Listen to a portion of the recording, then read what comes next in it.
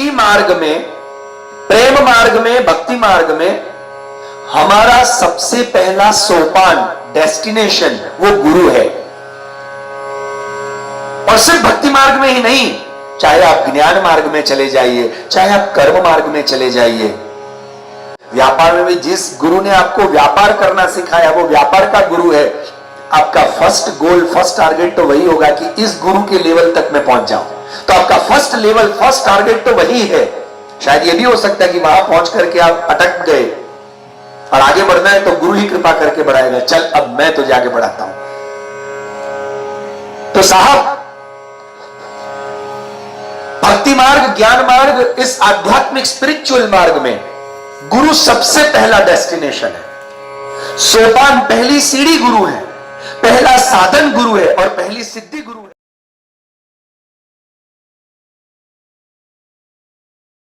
ईश्वर है, कृष्णम वंदे जगत गुरुम, जगत का गुरु तो एकमात्र कृष्ण है। भगवान स्वयं कहते हैं, मुझे ही अपने गुरु के रूप में जान करके गुरु की उपासना करनी चाहिए। क्यों? क्योंकि मैं ही गुरु हूं, यह भगवान स्वयं आज्ञा करते हैं। भगवान ने यह नहीं कहा किसी गुरु को भगवत रूप जानना चाहिए, और भगवान ही गुरु बन करके आते हैं। इसलिए गुरु को हम मनुष्य नहीं मानते हैं और उनके साथ मनुष्य सा व्यवहार नहीं करते हैं।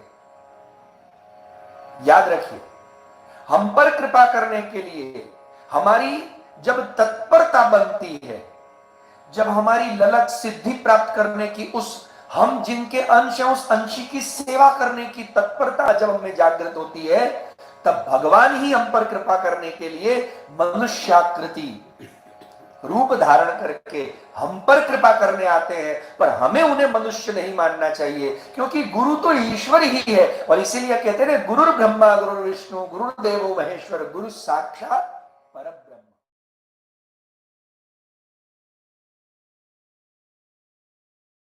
और सदगुरु में अंतर क्या है? जो मात्र विषय पर मेहनत करके सब्जेक्ट को क्लियर और कंप्लीट करता है वो गुरु है। पर जो व्यक्ति पर मेहनत करके आपके जीवन को, मन को कंप्लीट कर दे, आपके व्यक्तित्व को पूरित कर दे, वही सदगुरु है। शायद वो कोई शास्त्र न पढ़ाए पर आपको कंप्लीट करता है। ऐसे सदगुरु वर्य और कोई हो ही नहीं सकता। मात्र और मात्र भगवान ही हो सकते हैं।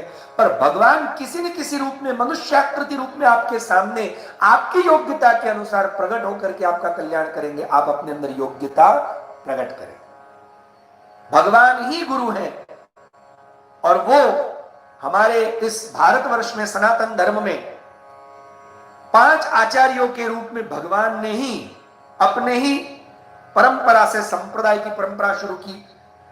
और उसी परंपरा से हमें गुरु को भी समझना चाहिए, दीक्षित भी होना चाहिए और आगे भी बढ़ना चाहिए। ऐसे श्री रामानुजाचार्य जी, श्री माध्वाचार्य जी, श्री निम्बार्काचार्य जी, श्रीमद वल्लभाचार्य जी और शंकराचार्य जी, ऐसे 5 ही आचार्य हुए जिन्होंने, और जो भगवत अवतार, भगवत स्वरूप, और इसलिए उनको भगवत रूप ही कहा गया है।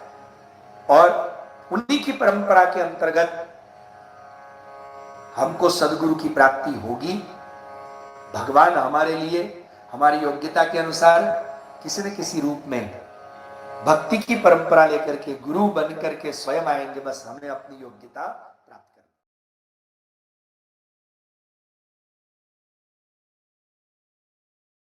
भगवान अपने मार्ग में आगे बढ़ाने के लिए ये आदेश दे रहे हैं। और अपना मार्ग मतलब पुष्टि भक्ति मार्ग। पुष्टि यानी कृपा। मैं पहले भी बता चुका हूं, भगवान कृपा युगों युगों से करते आ रहे हैं। इसलिए भगवान कह रहे मेरे मार्ग में आगे बढ़ना है, इस कृपा मार्ग में आगे बढ़ना है, प्रेम मार्ग में आगे बढ़ना है, पुष्टि भक्ति मार्ग में आगे बढ़ना है। तो भगवान मार्ग, भक्ति के मार्ग में आगे बढ़ने के लिए 11 स्कंद श्रीमद् भागवत का और 11 स्कंद का 10वां अध्याय, जिसमें उद्धव गीता में भगवान उद्धव जी को जो उपदेश देते हैं, वहां भगवान उद्धव जी को समझा रहे हैं। क्या कहा?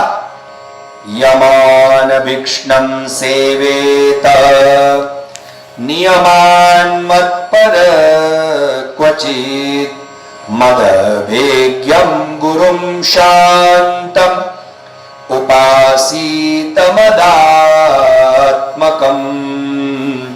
उपासीत मदात्मकम।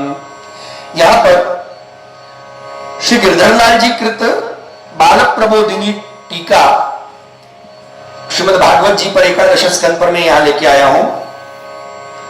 वो कह रहे हैं यमान अहिंसा दिन,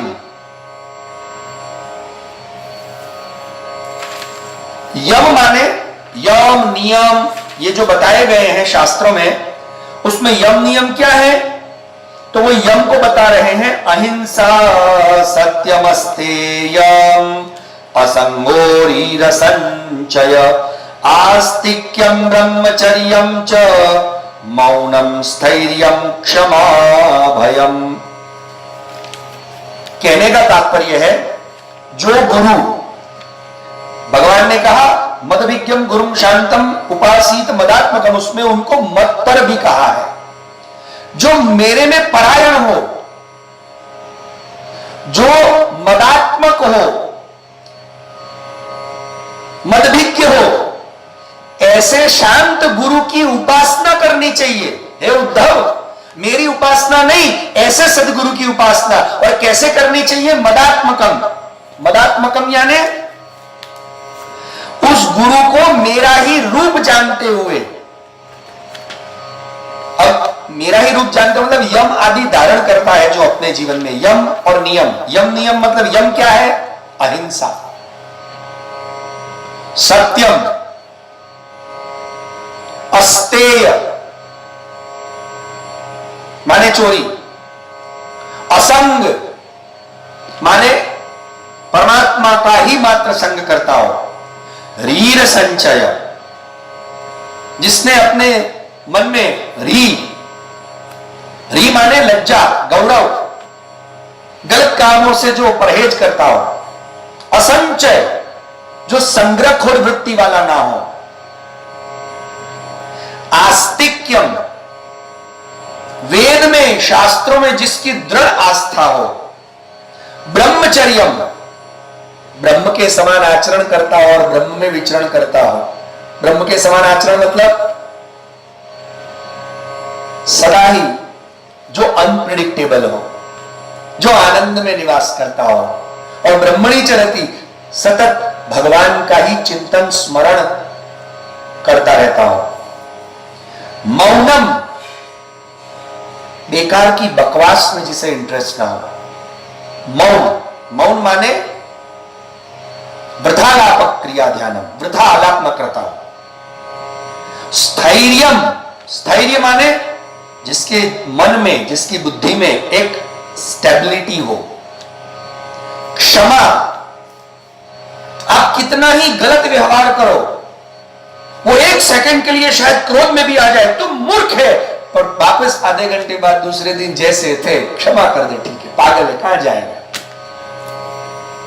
और अभयम जो स्वयं भय से रहित हो। ऐसे गुणों को धारण करके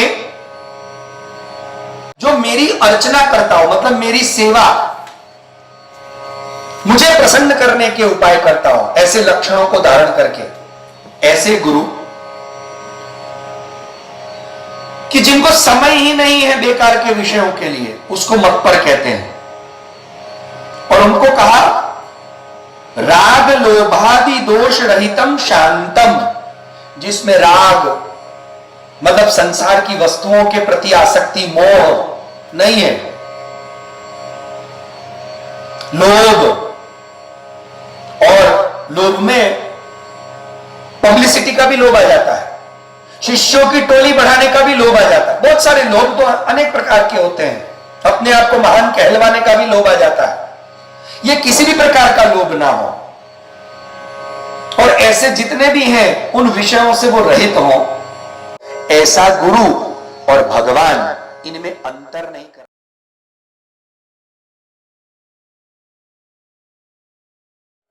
गुरु का आसन, गुरु की पादुका, गुरु के उपयोग में आने वाले वस्त्र इत्यादि पदार्थ, उसको अपने उपयोग में ले लेना और फिर या उसको उल्लंघन करना, लांग देना, उसका अनादर कर देना। जैसे गुरु की पादुका है, उसको पांव से ही खसेड़ देना, ढकेल देना। गुरु जिस गद्दी पे बैठे उस गद्दी पे खुद ही बैठ जाना। गुरु जिस कुर्सी पर बैठे थे तो उस कुर्सी पर खुद ही बैठ जाना। बोले कुर्सी तो है नहीं, श्री महाप्रभु जी जहां जहां विराजे वहां देखो उनके प्रेमियों ने बैठक जी स्थापित कर दी। तो हमारे गुरु जहां भी विराजे, श्री महाप्रभु जी की बैठक जी है। तो जिन जिन लोगों के गुरु हो, और यहां जब मैं गुरु की बात करता हूं तो मात्र दीक्षादाता गुरु ही नहीं, शिक्षादाता गुरु, स्नेहदाता गुरु और भक्ति पोषण दाता गुरु भी उसमें सम्मिलित हो जाते हैं। जैसे आप स्कूल में टीचर, वो आपके शिक्षादाता गुरु है, तो क्या उनकी कुर्सी और टेबल पर पांव रख करके बैठ जाएंगे आप? ये उचित बात है नहीं। उनका भी सत्कार, उनका भी सम्मान करें। दीक्षादाता गुरु का भी सम्मान होना चाहिए। और भक्ति पोषण दाता जो आपको भगवत प्रेम प्रदान करता है, वो भक्ति पोषण दाता गुरु का भी उतना ही सम्मान होना चाहिए। तो जो गुरु आपके भूतल पर विराज रहे हैं, जिनको हृदय से आपने मन से गुरु माना या जिन्होंने आपको शिष्य सेवक माना है, ऐसे हर एक गुरु के किसी भी वस्तु, पदार्थ, विषय का अनादर और अपमान, उनकी पादुका को अपने पांव लगा दिया, वो जिस कुर्सी पर बैठे उस कुर्सी पर बैठ गए आप, ये नहीं करना चाहिए। गुरु की शैया, गुरु का आसन और गुरु का वाहन, फिर गुरु की पादुका, फिर वो चप्पल हो, जूते हो, लकड़े की हो, सोने की हो, चांदी की हो, किसी भी प्रकार की हो, उन सारी वस्तुओं का कभी भी अनादर, अपमान, उल्लंघन और अपने लिए उपयोग नहीं करना चाहिए। इसलिए गुरु की हर एक वस्तु कोरी, स्वच्छ, पवित्र, अलग, सम्मानार्ह होनी चाहिए। और सबसे बड़ी बात, गुरु की छाया, अगर गुरु जी धूप में चल रहे हैं और उनकी परछाई पड़ रही है तो परछाई को भी उल्लंघन, लांघना नहीं चाहिए, ओळंगाए नहीं। तो गुरु ना पात्रो, गुरु के उपयोग में आने वाली वस्तुएं गुरु की परछाई तक सम्मानार्ह होती है, पर यह तो उनके लिए है कि जिनके मन में भेद दर्शन ना हो।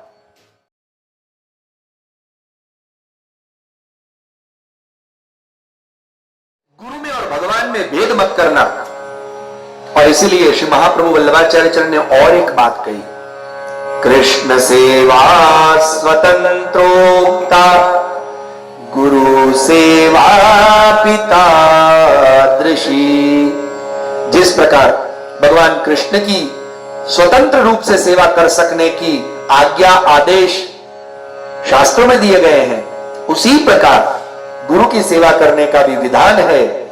और हमारे श्री दामोदर दास हंसानी जी जैसे परम भगवदीय ने मात्र अपने सदगुरु वर्य को ही प्रभु, भगवान, ईश्वर, सर्वस्व देखते हुए श्री महाप्रभु वल्लभाचार्य चरण की ही सेवा करी। और ऐसी गुरु की सेवा कि श्रीनाथ जी स्वयं दर्शन देने आ रहे। तो यहां पर यह बात बताई कि भले ही आपको मूर्ति में भगवान दिख रहे हो, तस्वीर में भगवान दिख रहे हो, शास्त्र में कुछ लिखा हो, पर जब प्रत्यक्ष गुरु अपने सामने हो, जब वो वाणी से सामने हो, चाहे प्रत्यक्ष हो, तब उनकी प्राधान्यता ज्यादा है।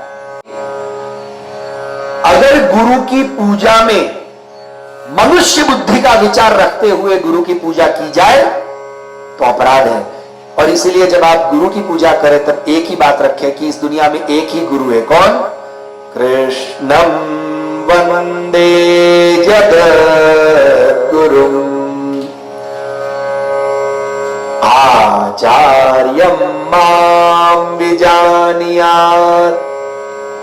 भगवान ने कहा है गुरु को मेरा रूप जानो, उसमें और मुझ में अंतर मत करो, मनुष्य समझ के उसकी भक्ति मत करो, मनुष्य बुद्धि वाला मान करके उसके साथ व्यवहार मत करो, और उनकी पूजा भी जब करो, उनकी सेवा करो या उनका संग करो तो मनुष्य बुद्धि जान करके नहीं।